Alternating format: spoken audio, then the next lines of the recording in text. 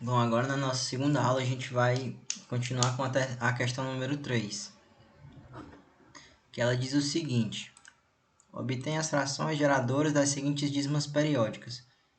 Então, as dízimas periódicas elas fazem parte do conjunto dos números racionais. Quando a gente tem divisões de números, nessas divisões a gente encontra essas dízimas, certo? Então, como é que eu vou transformar esse valor em uma fração?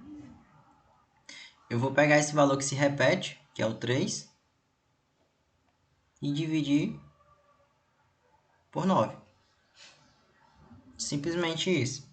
Se eu tenho um valor que se repete, eu pego esse valor que se repete e divido por 9. Sempre pelo número 9. Então vamos aqui para... Aí eu posso também simplificar esse valor. Posso dividir em cima por 3 e embaixo por 3. Simplificando, eu vou ter que 3 dividido por 3 é 1 e 9 dividido por 3 é 3. Esse é o meu resultado. Letra B. Eu vou pegar e somar o valor que eu tenho sobrando antes da vírgula, que é o 5, mais, vamos pegar aqui, que 5,444 é igual a 5 mais 0,444. Beleza, o 5 ele já é um número natural, um número comum. Eu posso somar, porém ainda tenho essa dízima que eu tenho que transformar. A gente vai utilizar a mesma estratégia aqui da letra A. Vai ser 5 mais... Eu pego o número que se repete, que é o 4, e divido por 9. Agora eu tenho uma adição de um número natural mais um número, uma fração, número racional. Certo. 5, eu vou tirar o MMC. Como embaixo do 5 eu subentendo que tem o número 1. Então, MMC entre 9 e 1 é 9. Vou dividir pelo número de baixo, é uma adição de fração. Divide pelo de baixo e multiplica pelo de cima. Então, 9 dividido por 1 é 9. 9 vezes 5, 45. Foi o que eu fiz. Eu dividi esse valor, o 9, por 1. Dividi por 1. Peguei o resultado, que deu 9, né? Multipliquei por 5. Então, 9 vezes 5 vai dar 45. Aí, mais, eu pego esse mais que está aqui, ó. 9 dividido por 9 dá 1. 1 vezes 4 dá 4. Então, 45 mais 4, que é um mais. Vou apagar aqui,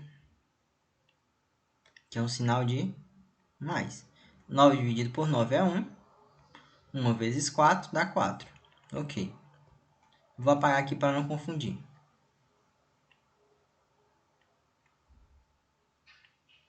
Então, o que foi que eu fiz? Dividi pelo de baixo, multipliquei pelo de cima. Dividi pelo de baixo, multipliquei pelo de cima. 9 dividido por 1 dá 9. 9 vezes 5, 45. 9 dividido por 9 dá 1. 1 vezes 4 dá 4. 45 mais 4, 49. Sobre 9, certo? Então, esse é o meu resultado.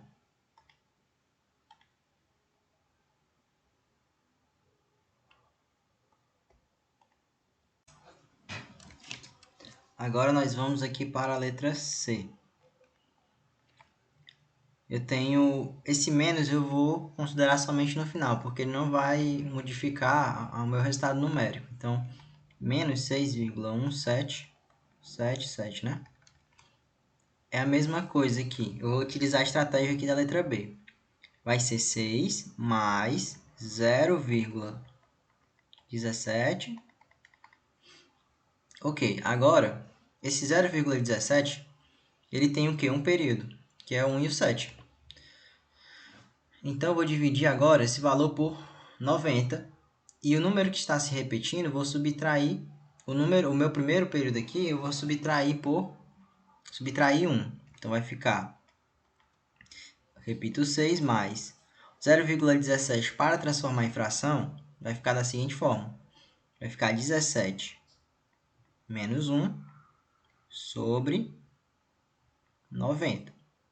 Por que é 90? Porque eu só tenho um período. Se eu tivesse mais de um período, eu estaria dividindo esse valor pela quantidade de períodos. O meu 9 iria aumentar, eu repetiria somente o zero. Por exemplo, se fosse 0,17979 e assim por diante. Então, eu iria pegar e dividir por 990, que é um 9 para cada período, certo? Vamos à frente. Então, aqui eu tenho 6 mais 17 menos 1 é 16 sobre 90. A gente tem uma multiplicação de frações. Eu considero que abaixo do 6 tem o número 1. Ok, então, como que eu vou resolver essa adição de frações? Vai ficar... Vou resolver bem aqui embaixo. Vou tirar o MMC, que é 90. Dividir pelo de baixo e multiplicar pelo de cima. 90 dividido por 1 dá 90. 90 vezes 6 vai dar 540. Né? 9 vezes 6 é 54. Então, 90 vezes 6 vai dar 540. E mais, repita esse sinal aqui de mais. 90 dividido por 90 dá 1. 1 vezes 16 é 16. Que vai dar 556 dividido por 90, ok?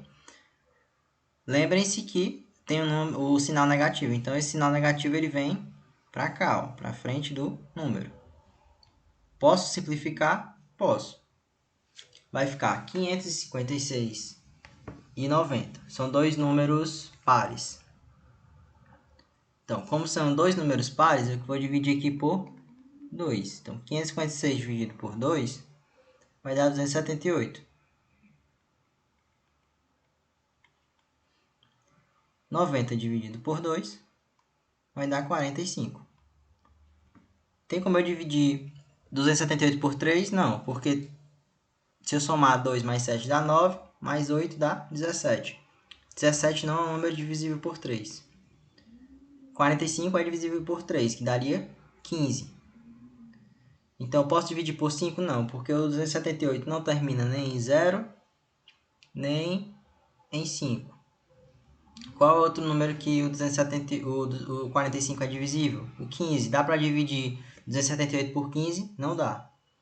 Então, a gente vai para a nossa divisão aqui mesmo.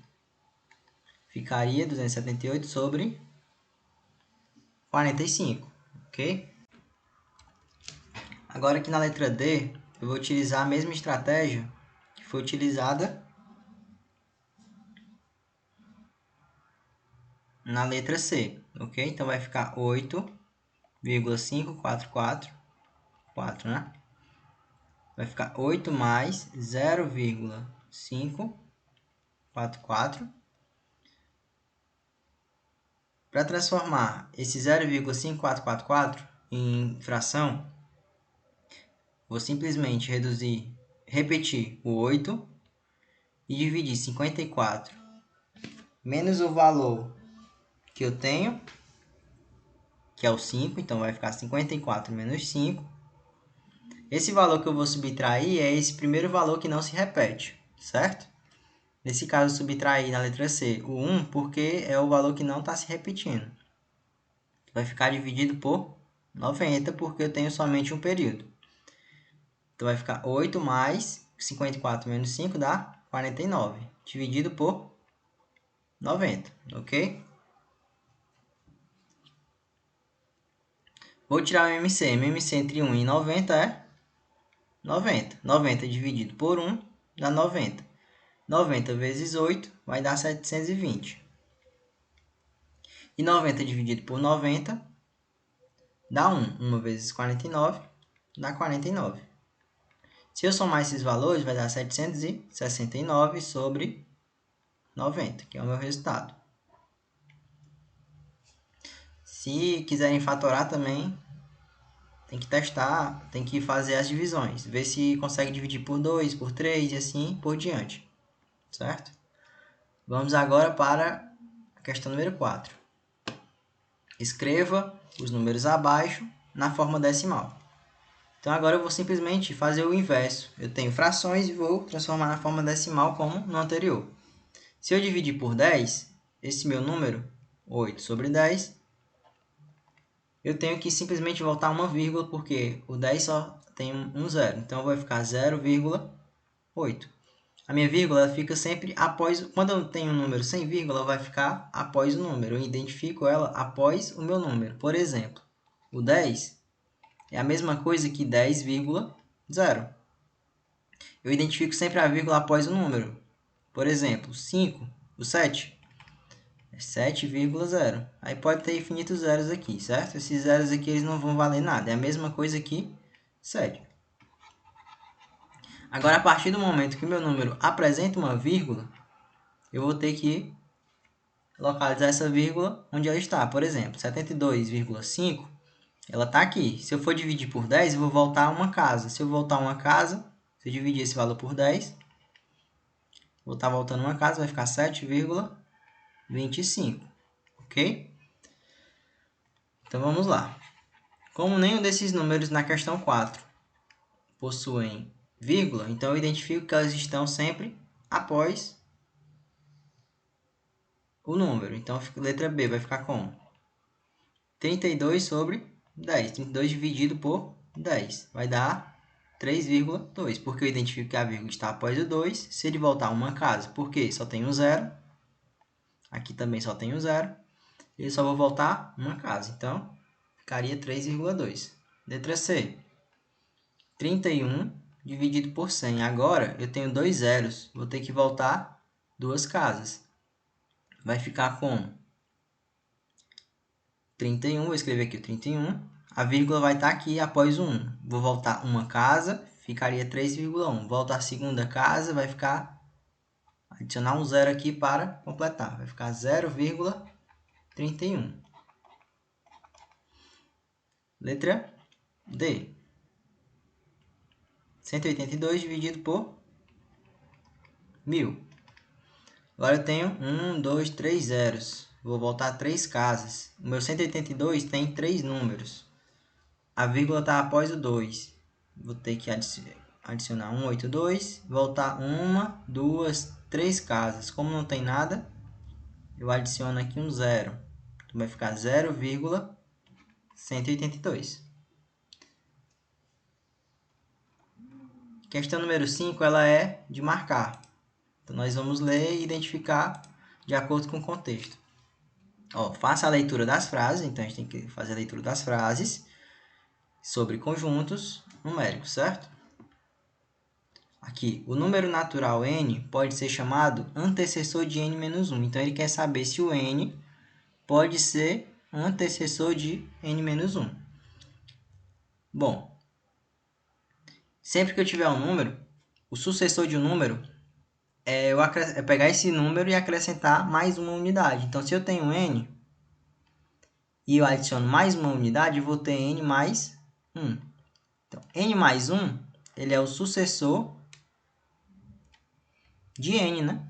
Sucessor de n. Se n mais 1 é o sucessor de n, quer dizer que n é o antecessor de n mais 1. N é o antecessor de n mais 1. Então, o número natural n pode ser chamado de antecessor de n mais 1. Essa questão está correta. Vamos para a afirmação número 2. O conjunto dos números naturais é um subconjunto dos números inteiros. A gente estudou na última aula, né? Que a gente tem os números naturais, que envolve os números positivos, números inteiros positivos. A gente tem os números inteiros, que vai envolver tanto os números naturais como os números negativos, né? Menos 1, menos 2 e assim sucessivamente.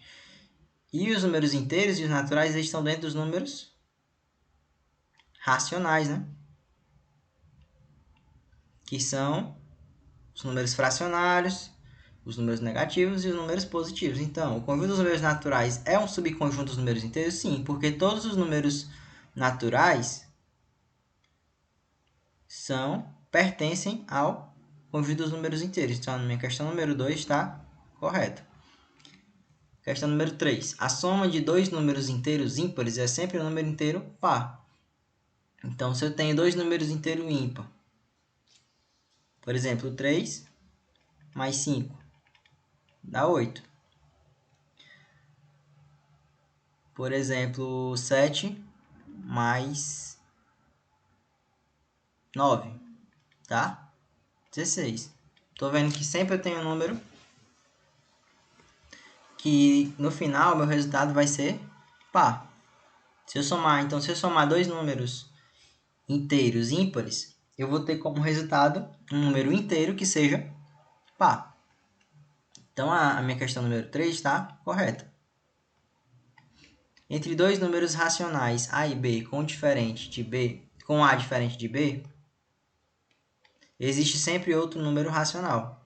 A sequência correta é. Então aqui ele quer saber quais são as questões corretas.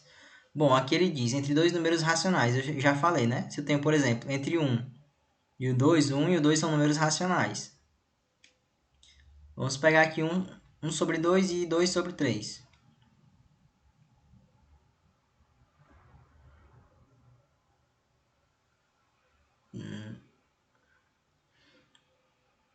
Só um minuto. Vamos pegar aqui 1 sobre 2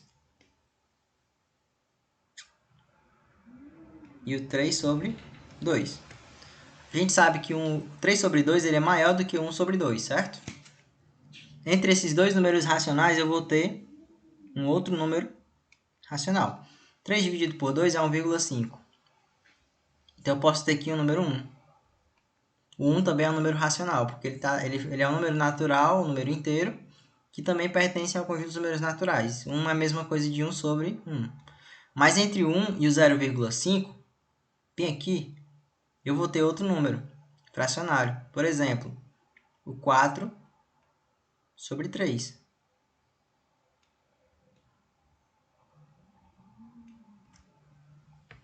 Certo?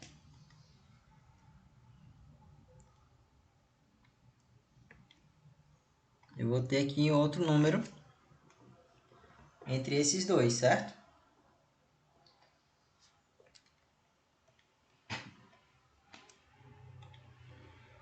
Eu tenho aqui o 0,75. Ok? Entre o 1 e o 1,5, que é o 0,5, que é 1 sobre 2, que é 1,5, né? Eu tenho 0,75. É outro valor inteiro, outro valor racional. E entre o 1 e o 1,75, o 0,75, também vou ter outro número. Então, são infinitos os números que eu posso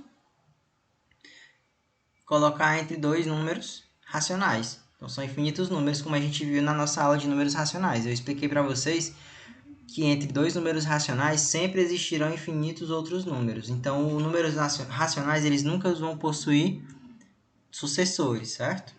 Então, a gente tem aqui que todas estão corretas. A questão número 1, a 2, a 3 e a 4. Todas estão corretas.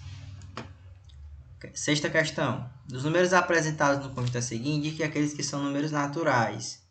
Números naturais são os números inteiros positivos. Então, eu tenho o 0, o mais 1, esse aqui, mais 2, mais 3, e o mais 4,5 ele é um número racional. Aqui é um número racional. Aqui é natural, natural, natural. O 0 também é natural. Aqui é um número inteiro. E aqui é um número racional, que também é racional.